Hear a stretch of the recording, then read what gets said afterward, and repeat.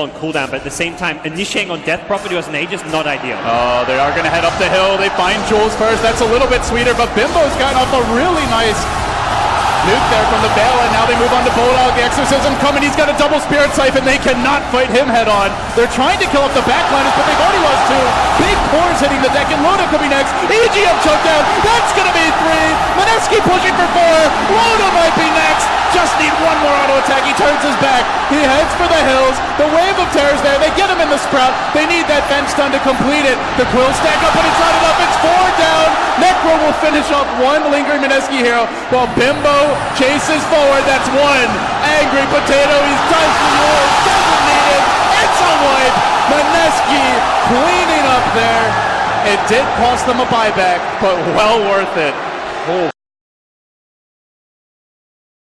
But do Mineski realize they throw out the shards? They knew he was there.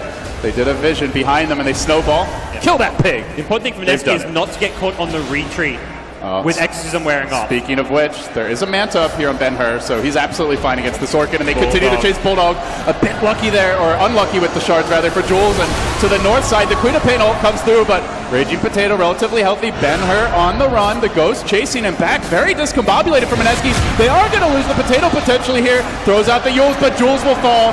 It could be him next as the stolen Exorcism goes to work. EGM completely wrecking Mineski. 3 hitting the deck.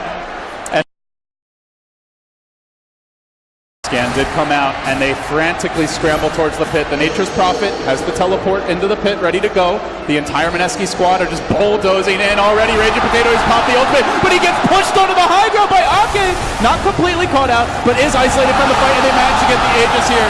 S4 and Loda now feeling very confident to move in. There's the roll forward. Onto Bulldog. Raging Potato still working, but it's onto Loda. He's very tanky. Not an easy hero to bring down. Another Spirit Siphon. He shrugs it off. This Crimson Guard doing work as Bacarino will end up going down. The Nature's Prophet hits the deck, and Mineski, they do see some stragglers here, but they're very tanky ones, Scots. Can they really kill off Loda?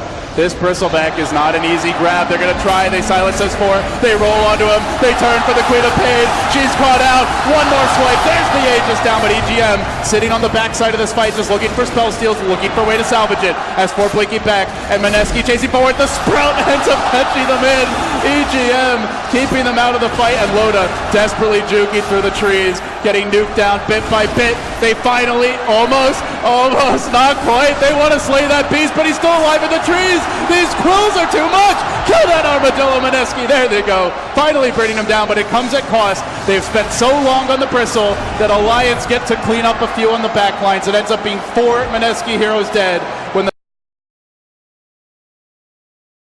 they're running up the hill. They're scouted by that dire ward. They're streaming towards the pit. Alliance setting up the ambush. It's going to be a good Keeper of the Light nuke to start, and they've caught out the Raging Potato. They have to save this Death Prophet. They snowball her forward into the middle of the entire Alliance squad. Juggernaut to the rescue. The Exorcism going back the other way. EGM, though, fairly squishy. Has to be careful not to go down. Mineski lurching in, eager for combat as S4 looks for the flank. He is going to get eyes here on Bacarino. The silence coming out, trying to burst down the NP. They do kill up EGM. Stolen Exorcism gone, and Loda could be next. Not quite finished off though, just so damn tanky, but they slow him down again. There's the perk from the Jug. Mineski made it too.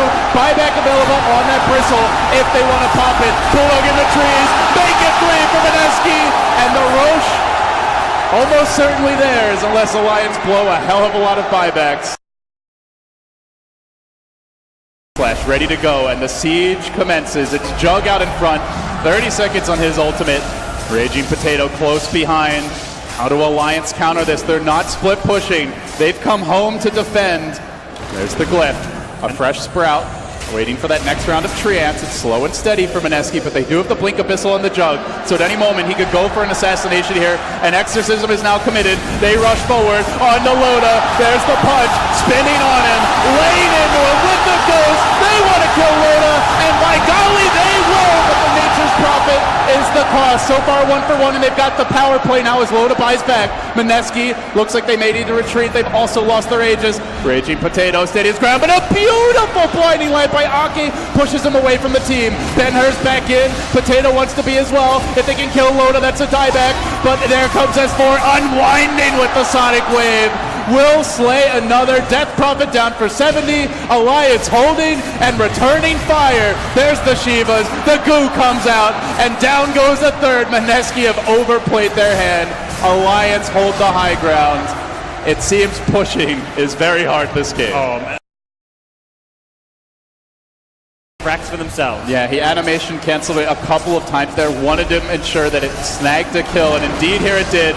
As Loda gets caught out, remember, that's a dieback if he goes down. It's very important they keep the bristleback alive, but fortunately, Loda is insanely tanky as he continues to deal with all of the nukes and attacks being thrown his way, and now the roar comes out onto Bacarino. Great swap back by Cass to save the day. Jules up in the air, Ben-Hur on the run. Alliance so far routing Mineski. They bring down two.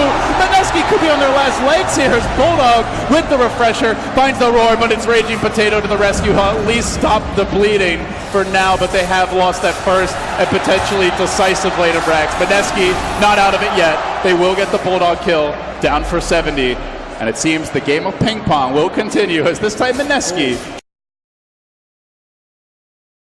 force Mineski's engagement, but at the same time, heroes like Queen of Pain could potentially do that. Beastmaster, if he gets with a goal, can do that. Again deployed. And the siege round billion commences. They swap to start this one off. Cash does catch out Loda. This could be the dieback. Alliance need him. He runs. The snowball's in deep, perhaps a bit too far. Bacarino's gonna pay.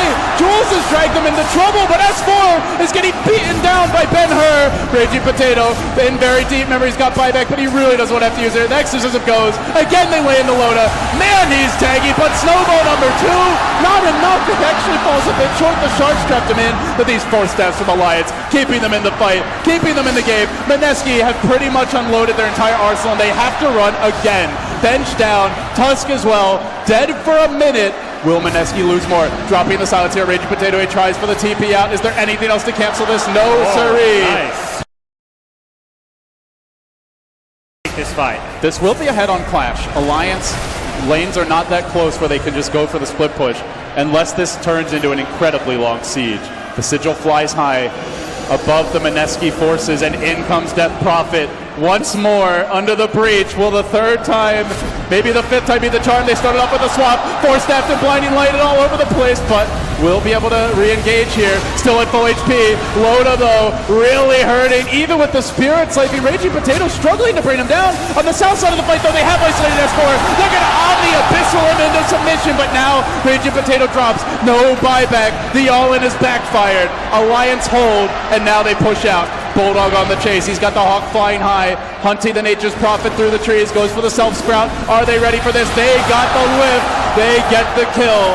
Alliance have brought down 3, none of them with buyback. Difference does a Desolator make? It's a bit of minus armor, a bit of physical damage, but that's, at the end of the day, what they need, as much physical damage as possible. Well, Loda, they couldn't kill him once in the last fight, and now they've got to deal with S4 having 2, Wall sitting in the back lines. He will get sprouted out for the time being. The Spirit Sight been doing a lot of work. EGF just sitting back, waiting for good spells to steal, and suddenly Loda's back up to full HP as they heals from the Keeper of the Light continue to rain in. They punch S4 up in the air, but that's a hero they got to bring down not once but 2 times. They lose Jules. There's the Queen of Potato, and they rush forward onto the Potato. Alliance get the Rage Rax. They might get more. Bimbo can't afford to die here, but die he will. Out for 80. He has a buyback, but he doesn't have an exorcism, and this time Alliance might just skip and go straight for the throne. They had the stolen exorcism once more. EGM lets it loose. Oh my churning God, through Alliance. Mineski buildings, banging on the front door. Nobody's home for Mineski. They just can't withstand the onslaught. Loda just stands and fights, and Mineski can't take the punishment. Heroes are falling. Buildings are crumbling. The end times are here for the Filipino squad. Down goes the melee. The ranged is all that remains, and a frantic rat game begins. But Alliance know how to deal with that. The Nature's Prophet heads to the top side, but it's far too late, it feels. Alliance are just going to stick around mid. They can't even easily get a full lane of Rax top. Will Ben-Hur be able to turn the tides? He does get the stun off on S4, but S4 jumping away, and now they have managed to catch up the MP. Oh, actually gets the Bulldog kill. A pretty big one, but it's Mega's Gods. It's all in time for Mineski here. Yeah, I mean, Megas says it all. You get a Rax or 2, it's not going to make that much of a difference. Bok is perhaps going to look for the EGM kill, but it's too late. He's committed, and Bulldog buying back. And they're lurking on Aki. They do bring him down as well. That's 2 down, but another buyback is ready, and they haven't even chosen to spend it yet. Mineski just not getting structures off of these back and forth engagements. The kills are nice, but it's the buildings that win you the game, and so far Alliance have had the upper hand. This time though, Loda may actually drop 2. That's going to be 3 heroes down, including the Bulldog death, but also having buyback. Almost. Do Mineski go for the enemy throne here? They're going to pop Exorcism. They're turning for Rax. It's just not happening fast enough for them. LD. Somebody has to go home, but sitting back to cancel TP's is EGM. Potato says, screw it. It's all in on the throne. They said, I'm only the toss to stall, but is it really enough? The throw dropping. Quickly it falls, and S4 blinks to the left with one last throw of a dagger. Down goes the throne.